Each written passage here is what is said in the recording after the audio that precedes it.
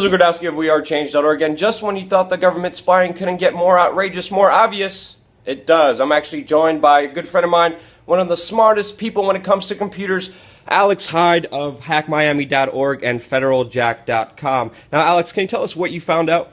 Yeah, basically when I was making use of my one of my prepaid Boost phones on Android, when I went to the system settings, I went to About, System Settings. And this is only on pretty much Droids you could find this out. So if you have a Droid, you should follow along. Yeah, definitely. And go to About Phone and check the status. And then scroll down to where it shows the IP address. And check the IP address of where your phone's connecting to. Now this is the IP address of where your phone, the first hop that your phone is connecting to. Yeah, and for the people who are computer illiterate and don't know what an IP address is, what is it? It's a unique string of numbers that defines where your device is talking to and communicating on the internet. It's like an address, but for your device. So where is your phone talking to?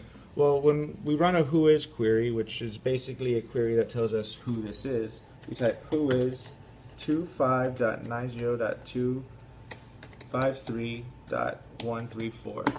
And we see that it is speaking to, for some reason, the DENSA Ministry of Defense out of the United Kingdom. Well, so for some reason, my phone, which is located in the United States and is on a prepaid carrier of Boost Mobile, is routing through the UK Ministry of Defense. Wow. And I've also observed phones on the T-Mobile network, which was routing through the DoD, and I smashed it the moment I noticed it was doing that, and then I went out and bought another one thinking it was defective, and then I smashed that one.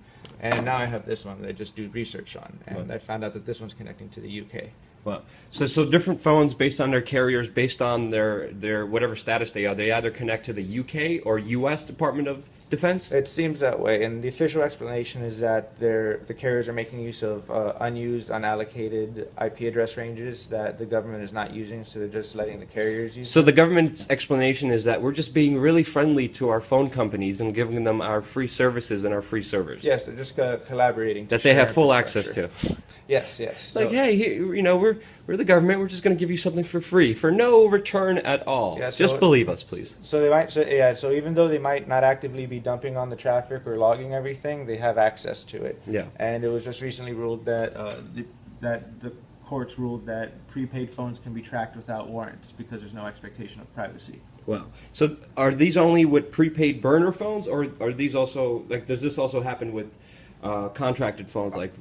I would encourage anyone to check and then post in the comments what their results are.